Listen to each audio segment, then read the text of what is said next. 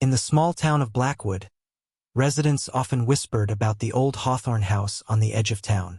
The Victorian mansion, abandoned for years, had an unsettling reputation. Rumors of strange occurrences and eerie sightings surrounded it, but few had ever dared to investigate. One cold winter's evening in 1992, a group of local teenagers, curious and somewhat reckless, decided to explore the house. Armed with flashlights and cameras, they ventured inside, hoping to capture some ghostly evidence or just scare each other for fun. The mansion was a maze of dusty rooms and creaking floors. As they wandered through the darkened hallways, they noticed an old, tarnished mirror hanging crookedly in one of the rooms. The air was thick with mustiness, and the house seemed to have its own chill, despite the central heating system that had long been disconnected. The leader of the group, Mike, dared everyone to take a photo in front of the mirror. The group gathered around and he snapped a few pictures. They laughed at their own reflections, unaware of the true horror they were about to uncover. When they reviewed the photos later that night, they noticed something peculiar. In the background of one of the pictures, behind the group, there was a shadowy figure standing still. The figure was dark and indistinct, with no discernible features, but it seemed to loom ominously behind them. At first, they dismissed it as a trick of the light or a camera glitch. But as they looked closer, they realized the figure appeared to be too detailed and menacing to be an accident. They could see a vague outline of a face and a dark, flowing shape that looked almost like an old-fashioned dress. Determined to find an explanation, they returned to the house the next day, but the atmosphere had changed. The mansion seemed even colder, and an oppressive silence hung in the air. They found nothing out of the ordinary in the mirror's room, but the mirror itself was gone. In its place was a large, black smear on the wall. They tried to shrug off their growing unease, but the shadowy figure in the photo haunted their dreams. One by one, each member of the group began to experience strange phenomena: unexplained cold spots, flickering lights, and an overwhelming sense of dread. It wasn't until months later that they learned the full story behind the mansion. Decades earlier, the Hawthorn house had been the site of a tragic event. The original owner, a reclusive woman named Eliza Hawthorn, had been found dead in that very room. According to local legend, she had died in a state of paranoia, convinced that someone, or something, was watching her through the mirror. Despite numerous renovations and attempts to restore the house, it had never been inhabited again. Eliza's death remained shrouded in mystery, but the mirror was said to have been removed after her death, and its whereabouts were unknown. The teenagers never returned to the mansion. Some of them moved away, unable to escape the lingering fear. The house remained empty, a silent witness to the dark secrets it harbored. And as for the shadow in the photo, it was never explained, but it left an indelible mark on those who dared to uncover its chilling truth. A year after the unsettling experiences of the group of teenagers, the Hawthorn house remained an enigma to the people of Blackwood. The mansion was still a dark presence at the edge of town, and rumors about its eerie happenings continued to spread. One day, a historian named Dr. Evelyn Carrington, specializing in local folklore and paranormal investigations, arrived in Blackwood. She had heard the tale of the Hawthorn house and was intrigued by the reports of the shadowy figure. Dr. Carrington had a reputation for debunking myths, but she was also known for her open-mindedness when it came to unexplained phenomena. She wanted to get to the bottom of the mystery. Dr. Carrington began her research by interviewing the teenagers who had explored the house. They were hesitant but eventually agreed to meet with her, sharing their photos and experiences. The photos, including the infamous one with the shadowy figure, were of particular interest to her. Equipped with historical records and personal accounts, Dr. Carrington traced the history of the Hawthorn house. She discovered that Eliza Hawthorn had lived in relative isolation after the death of her husband, who had perished under suspicious circumstances. Local lore suggested that Eliza believed her husband's spirit was haunting her, and her paranoia had escalated to the point where she was convinced the mirror in her room was a conduit for malevolent forces. Determined to understand more, Dr. Carrington visited the house with a small team of researchers. This time, they were prepared with modern equipment, thermal cameras, electromagnetic field detectors, and audio recording devices. As they approached the mansion, the air felt colder than it had been the previous winter, and a heavy fog rolled in, obscuring the house from view. Inside the mansion, the atmosphere was thick with the past. The rooms were still as they had been left, furniture draped in sheets, dusty and untouched. The team set up their equipment in the room where the mirror had once hung. Dr. Carrington noticed the black smear on the wall where the mirror had been. It looked as if something had been violently removed. As they conducted their investigation, the team recorded strange anomalies. The electromagnetic field detectors went haywire, and there were sudden temperature drops in localized areas of the house. Whispering voices and faint footsteps were captured on the audio recordings, but no one could be seen in the footage. Dr. Carrington focused her attention on the room where Eliza had died. She felt an unusual energy in the space and decided to conduct a séance to see if they could communicate with whatever presence might be lingering. With the team seated in a circle, Dr. Carrington attempted to contact Eliza's spirit. The séance started normally, with the team calling out to any spirits that might be present. But as the session progressed, the atmosphere grew increasingly oppressive. Dr. Carrington began to feel a chilling presence, and the temperature in the room plummeted. The flickering candlelight cast eerie shadows that danced across the walls. Suddenly, one of the team members, a young intern named Sarah, gasped and pointed at the wall. The shadowy figure from the photograph seemed to appear in the corner of the room, more defined and menacing than ever. It seemed to move, taking on a more solid form.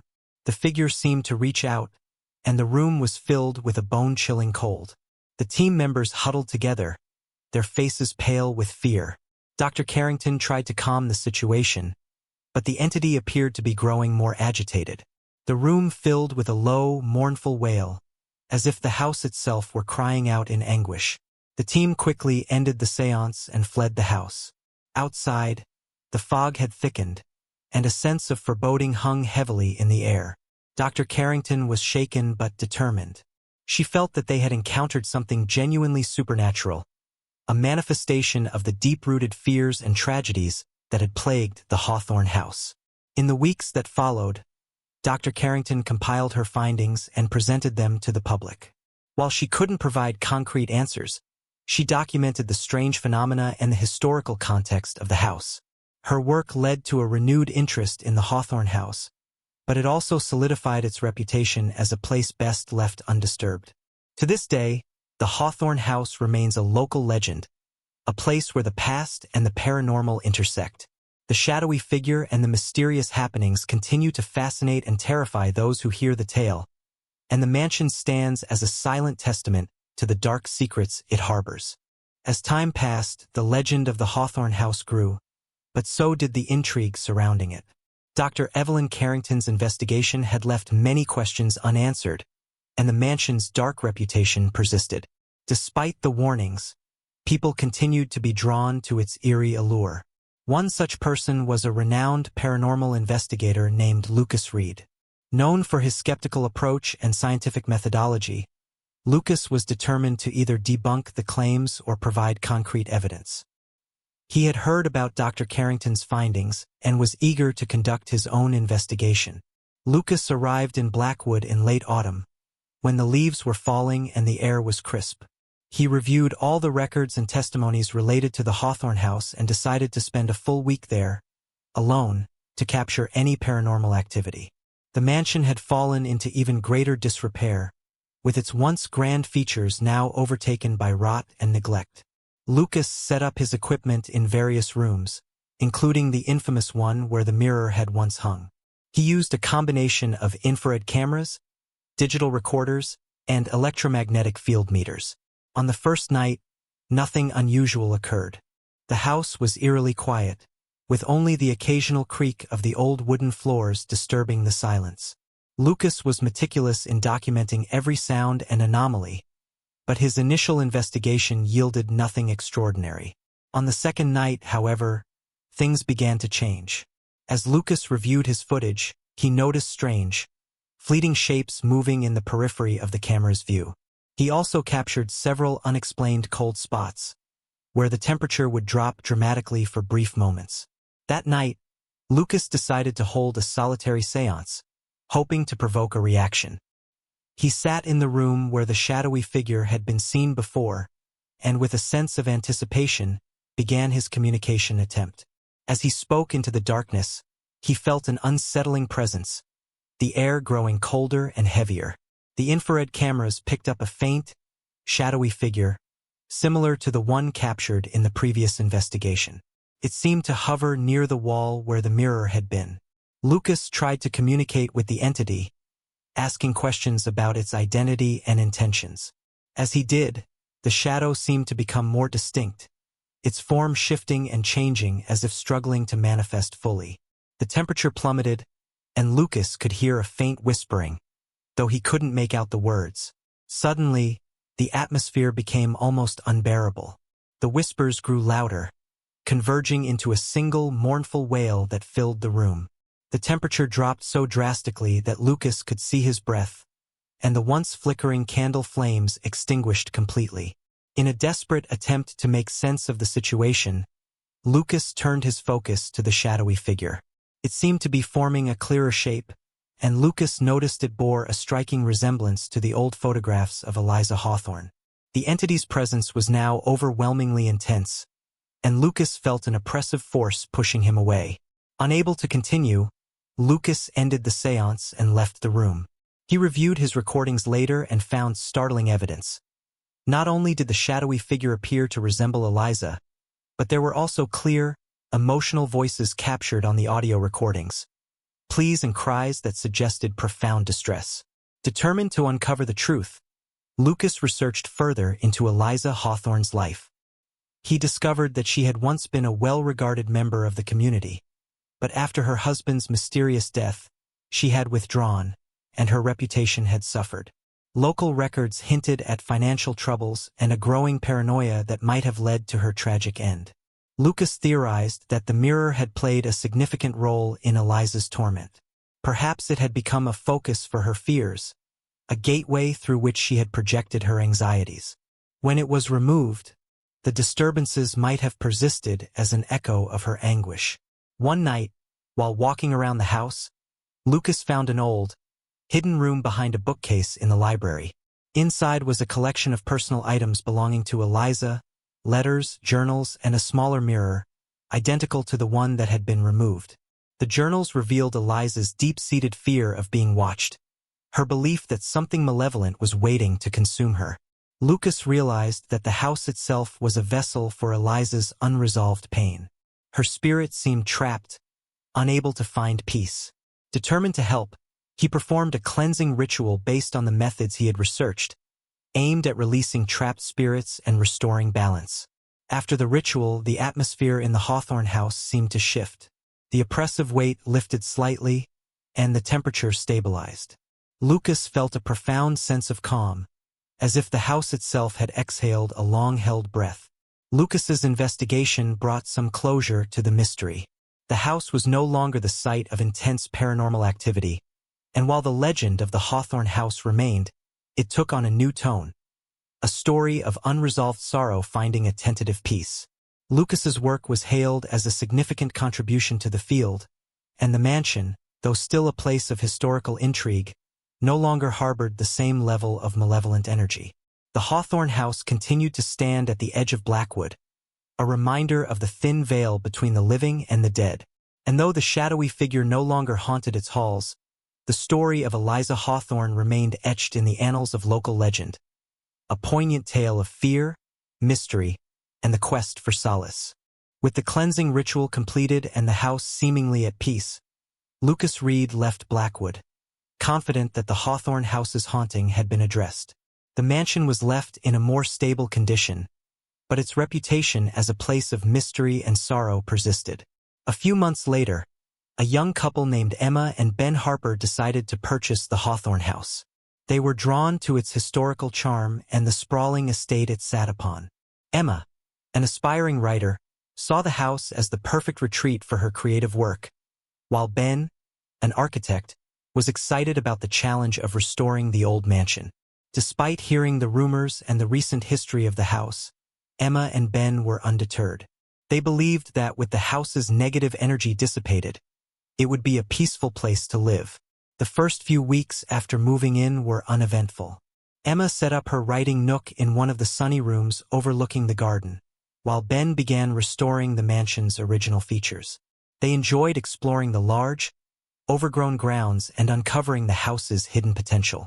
However, as the weeks went by, they began to experience unsettling occurrences. It started with small things: doors creaking open on their own, lights flickering unpredictably, and the occasional cold spot. Emma dismissed these as quirks of an old house, but Ben grew increasingly uneasy. One night, while working late on a renovation project, Ben heard a faint, rhythmic tapping coming from the library. He went to investigate but found nothing unusual. The tapping persisted intermittently, and when Ben checked the old journal he had discovered in the hidden room, he found it missing. He searched everywhere but couldn't locate it. Emma, who had initially been skeptical of the house's haunted reputation, began to feel uneasy as well. She started having vivid dreams about a woman in period clothing wandering the hallways, her face obscured by shadows. The dreams left her feeling restless and anxious. One evening, while Emma was researching the history of the house for inspiration, she stumbled upon a letter tucked inside an old book she had found in the library. The letter was dated shortly before Eliza Hawthorn's death and was addressed to a close friend. It detailed Eliza's growing fear of something that seemed to be following her, and her desperation to escape it. The letter spoke of her belief that her home was cursed, and it mentioned a specific ritual that she had planned but never completed. The letter mentioned a hidden compartment beneath the library floorboards, which Eliza had hoped to use for her ritual. Emma and Ben decided to investigate, believing that completing the unfinished ritual might finally resolve the lingering issues. After carefully prying up the floorboards in the library, they discovered a small, concealed chamber. Inside were old ritual items, including a faded book of spells, a set of candles, and a ceremonial dagger. The book contained instructions for a ritual designed to bring peace to restless spirits. Emma and Ben, though nervous, decided to follow the instructions in the book. They prepared the room as described, lighting the candles and arranging the items. As they began the ritual, they felt a palpable shift in the air, a sense of anticipation and dread mingling. The ritual involved speaking a series of incantations and making offerings to appease the spirit. As they completed the final words, a sudden chill filled the room, and the candles flickered wildly. Emma and Ben felt a heavy presence, as if someone, or something, was watching them closely. In the middle of the ritual, the temperature dropped drastically, and they heard a soft, sorrowful wail. The shadowy figure that had once been seen in the photographs seemed to manifest again, but this time it was different. The figure appeared less menacing, more ethereal, and its presence seemed to be seeking something or someone. Emma and Ben completed the ritual, and as they did, the shadowy figure seemed to dissolve into a calm, gentle light that filled the room. The oppressive atmosphere lifted, and the house felt different, lighter, more serene. The following days were noticeably quieter. The strange occurrences ceased, and Emma found her writing flowing effortlessly. Ben continued with the restoration work, finding that the house seemed to be in better condition, almost as if it were welcoming their efforts. One evening, as they were enjoying a quiet dinner in the newly restored dining room, Emma and Ben heard a soft, melodic tune playing through the house. It was as if a long silent piano had begun to play. They followed the sound to the library and found an old, dusty piano in the corner, an instrument they hadn't even known existed. The piano keys moved on their own, producing a hauntingly beautiful melody. Emma and Ben felt a profound sense of peace and closure, as if the house itself was expressing its gratitude. They never saw the shadowy figure again, and the house felt like a place of solace rather than sorrow. As the years went by, Emma and Ben lived happily in the Hawthorn house. Emma's writing flourished, inspired by the history and the unique atmosphere of their home. Ben's architectural work brought the mansion back to its former glory. The house, once shrouded in mystery and fear, became a beloved home, a testament to the resilience of both its past and its new occupants. The story of the Hawthorn house became a local legend, a tale of mystery, struggle, and eventual peace. The mansion stood as a symbol of how understanding and compassion could resolve even the most unsettling of hauntings.